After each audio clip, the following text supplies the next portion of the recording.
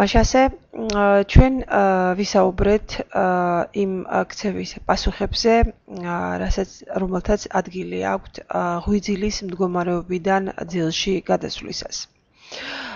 გარდა ამისა, ძილის დადგომას თანსდევს ორგანიზმის სხვადასხვა ფიზიოლოგიური პროცესის ცვლილება. ამ პროცესების ჩამონათვალი საკმაოდ დიდია, მაგრამ დღეს ჩვენ ვისაუბრებთ ძირითადად იმ პროცესებზე, იმ ფიზიოლოგიურ პროცესებზე, რომელთაც კლინიკური მნიშვნელობა აქვთ და რომელთა ქრონიკული ცვლილება ამა თუ იმ სახის ძილის დარღვევას იწვევს. მოდით დავიწყოთ იმ ცვლილებებით, ძილთან დაკავშირებული ცვლილებებით, რასაც ადგილი აქვს ცენტრალურ ნერვულ სისტემაში. თავის თვინის სხვადასხვა რეგიონის ნეირონების განმუხტვის დონე პირდაპირ კორელირებს ორგანიზმის ფუნქციურ მდგომარეობასთან. ამ მოცემულ ტაბულაზე თქვენ ხედავთ თავის თვინის სხვადასხვა სტრუქტურების და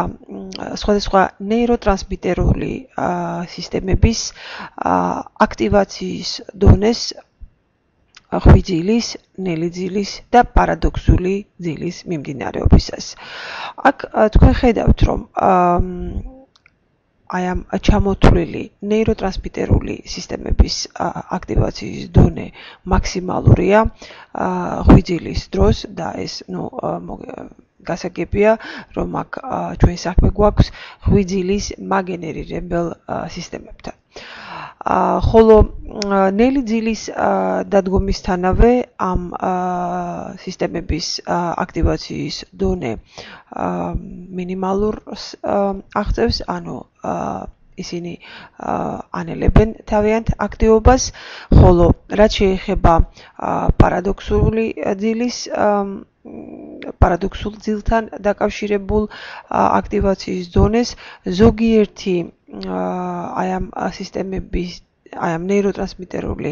სისტემების ერთი ნაწილი თავიანთ აქტივობას ანელებს, ანუ ზოგიერთი მათგანი ჯუმდება კიდევაც, ხოლო ნაწილი კი პირიქით ღვიძლის მსგავს აქტივაციის დონეს ავლენს. ხოლო ნელ ძილში თავის ტვინის მრავალი უბნის ნეირონების აქტივობა დაბალია, როგორც ნახეთ ამ ტაბულაზე და შესაბამისად ზოგადად თავის ტვინის ქსოვილში მიმდინარე მეტაბოლური პროცესებიც შენელებულია. აი ამ სურათზე თქვენ ხედავთ სწორედ ღვიძლის მწვანე ფერში აღნიშნული არის სწორედ ღვიძლის მაგენერირებელი სისტემები, ანუ თავის ტვინის ის სტრუქტურები, რომლებიც მნიშვნელოვან როლს თამაშობენ ღვიძლის გენერირებასა და მის შენარჩუნებაში, ხოლო წითელ ფერში კი აღნიშნული არის ძილის ხელშემწყობი ერთ-ერთი მნიშვნელოვანი სტრუქტურა თავის ტვინის, ეს არის ჰიპოთალამუსის პრეოპტიკული უბანი. და თქვენ ხედავთ, რომ აი ამ ისრებით ნაჩვენები არის აი ამ ძილის მაგენერირებელი სისტემის დამავალი გავლენა ღვიძლის სისტემებზე და სწორედ ძილის ჩართვა ხორციელდება აი ამ ღვიძლის მაგენერირებელი სისტემების ინჰიბირებით, რასაც ჰიპოთალამუსის პრეოპტიკული უბნის ნეირონები ახორციელებენ. და მე მინდა თქვენ გაჩვენოთ სწორედ აი ამ ჰიპოთალამუსის პრეოპტიკული უბნის ერთ-ერთი მნიშვნელოვანი ნაწილის ვენტროლატერალური პრეოპტიკული უბნის ნეირონის აქტივობის დინამიკა ღვიძლიდან ნელ ძილში გადასვლისას და მერე უკვე პარადოქსული ძილის მიმდინარეობის დროს. აი აქ, თქვენ ხედავთ ელექტროენცეფალოგრამას პირველ ქვედა ნაწილში, სლაიდის ქვედა ნაწილში თქვენ წარმოდგენილი არის ელექტროენცეფალოგრამა, შემდეგ ელექტრომიოგრამა, ხოლო აი ზედა ნაწილში კი თქვენ ხედავთ ventrolaterალური preoptикული უბნის ნეირონის განმუხტვის სიხშირეს ანუ სპაიკი სეკუნდში ღვიძლის დროს, აი თქვენ ხედავთ რომ ეს განმუხტვის სიხშირე საკმაოდ დაბალია და ის ნელ-ნელა იმატებს ნელი ძილის დადგომისას და ნელი ძილის გაღრმავების პარალელურად ხდება მისი აი ამ ნეირონის განმუხტვის სიხშირის მომატება და ეს განმუხტვის სიხშირის მაღალი დონე შენარჩუნებული არის ღრმანელი ძილის და ასევე პარადოქსული ძილის მიმდინარეობისას. პარადოქსული ძილის დროს მიმდინარე ნეირონული აქტივობის პატერნიც საკმაოდ საინტერესოა და მინდა გითხრათ რომ ნეირონების გარკვეული ჯგუფის აქტივობა ტონური პარადოქსული ძილის დროს მკვეთრად აღემატება თვით ღვიძლში და ნელძილში აღრიცხულ მაჩვენებლებსაც. აი აქ თქვენ ხედავთ ტომოგრაფიის მეთოდით დაფიქსირებული თქვათ აქტივობის დონეს წითელ ფერებში არის სწორედ აღნიშნული ის უბნები, რომლებიც პარადოქსულ აი მაღალი თავის ტვინის ის სტრუქტურები, რომლებიც ხასიათდებიან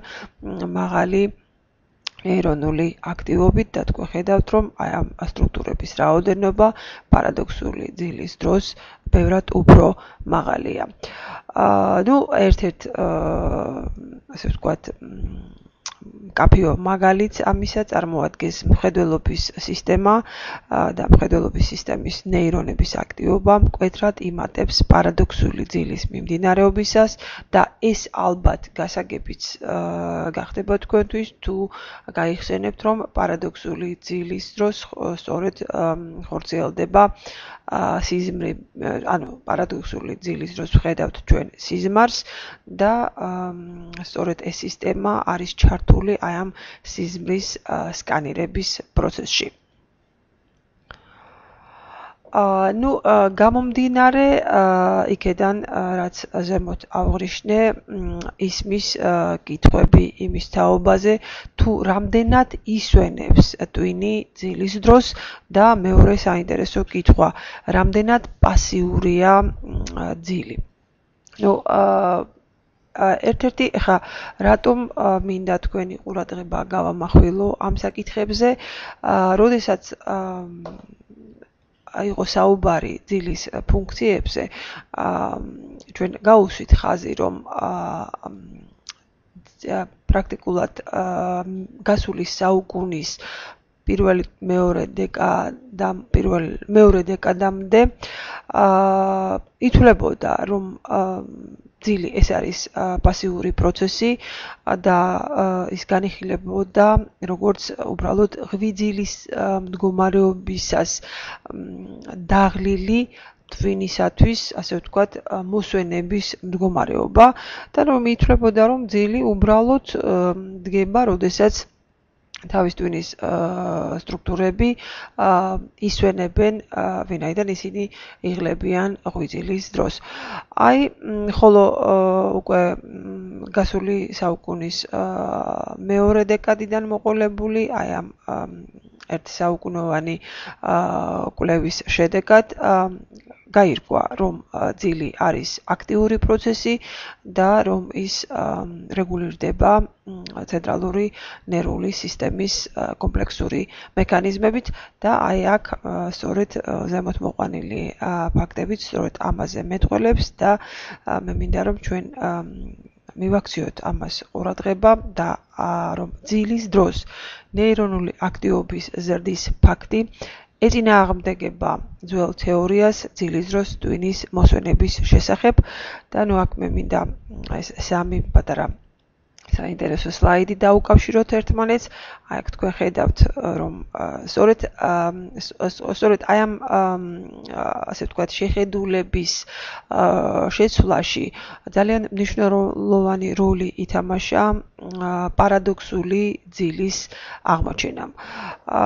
აი აქ თქვენ ხედავთ რომ ჩვენი პატარა ყურშა ხედავს საინტერესო ძალიან სასიამოვნო უბრალოდ სიზმარს და აი ამ სიზმრისეული ძილის დროს მე შეგახსენებთ რომ ელექტროენცეფალოგრამა პარადოქსული ძილის დროს ძალიან მსგავსია და მე ვიტყოდი ბევრ შემთხვევაში იდენტურია ღვიძლისათვის დამახასიათებელ ელექტროენცეფალოგრამის მსგავსია ანუ თავის ტვინის გარკვეული სტრუქტურების აქტივობის დონე ისეთივე არის როგორც აქტიური ღვიძლის დროს. და ნუ აქ აი ამ სლაიდზე თქვენ ხედავთ რომ აი აღმავალი თავის ტვინის აღმავალი შემაღვიძებელი სისტემა ასევე აქტიურად ფუნქციონირებს პარადოქსული ძილის მიმდინარეობისას, ისევე როგორც ვთქვათ ღვიძლის დროს.